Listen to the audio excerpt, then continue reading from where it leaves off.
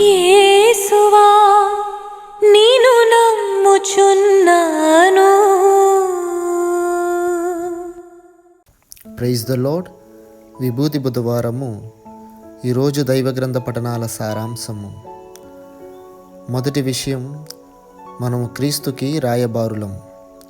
క్రీస్తు తెలియని వారికి క్రీస్తును తెలియచేసే రాయబారులం. క్రీస్తు క్షమాపణ అందని వారికి క్రీస్తుని క్షమాపణ అందించే రాయబారులం.